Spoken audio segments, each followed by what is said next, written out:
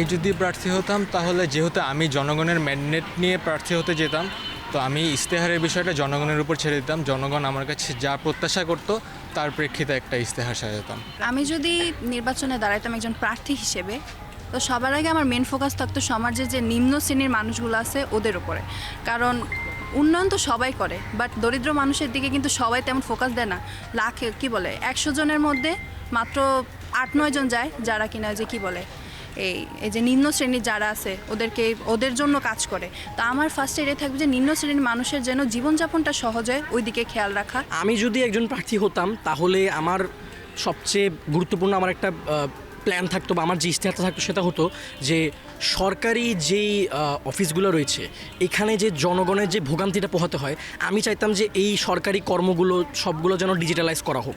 মানে আমি মনে করি একটা মানুষ একটা আয়ের সনদপত্র তুলবে, সেটা যেন তার ওয়ার্ড কাউন্সিলর অফিসে গিয়ে 7 দিন ঘোরাঘুরি করা লাগবে, 2 দিন চা নাস্তার টাকা দেওয়া লাগবে, এই জিনিসটা যেন না হোক, যেন সেটা আমি ডিজিটালাইজ করতে পারি, পুরোটাই যেন অনলাইন প্রসেসটা হয়ে যাক এবং আমি অনলাইনে আমার সনদপত্রটা পেয়ে যাব।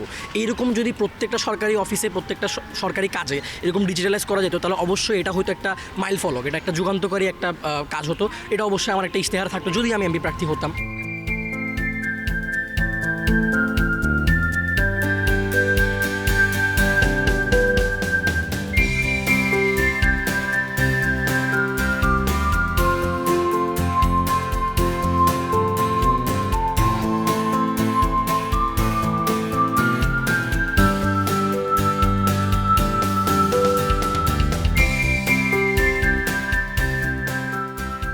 আমি যদি নিজে প্রার্থী হতাম, প্রথম হচ্ছে যানজটমুক্ত ঢাকাকে করতে হবে। আপনারা জানেন আমরা কিন্তু সময়ের কারণে অনেক কিছুতে পিছিয়ে যাচ্ছি। আমি যদি ভোটের প্রার্থী হতাম সবার আগে আমি যেটা আমার ইচ্ছার প্রথম যেটা থাকতো সেটা হচ্ছে আমাদের দেশের এই ভোট প্রচারণা করতে গিয়ে দেখবেন যে অনেক মানুষ প্রাণ হারাচ্ছে।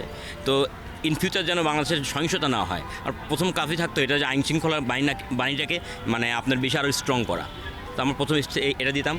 তো আস্তে আস্তে ধরেন দেশের সার্বিক মানুষের ভাতের ব্যবস্থা করতাম, মানুষের ঘরের ব্যবস্থা করতাম, তারপর বাদবাকি সব কিছু। আমি ইশতেহারে রাখতাম যে হচ্ছে সবার আগে মানুষ, এবং যেখানে মানুষ চলে আসে সেখানে দেশও চলে আসে।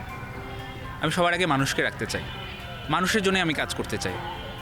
সেটা হতে পারে বর্তমানে অনেক সিন্ডিকেট আছে, সেই সিন্ডিকেটগুলো সবগুলো আমি ভাঙতে পারবো না, একদিন এটা সম্ভব না। কিন্তু আমি যদি পদক্ষেপ নিই, অনেকগুলো সিন্ডিকেট আছে, একটা সিন্ডিকেট যদি ভাঙা শুরু করি তো আমার দেখে অন্যজন উদ্বুদ্ধ হবে যে সেও সাহস করতে পারবে। আসলে আমি এটা বিশ্বাস করি, যদি যে সাহস করতে পারে সে সব কিছু করতে পারে। সাহসের মাধ্যমে এগিয়ে যেতে চাই।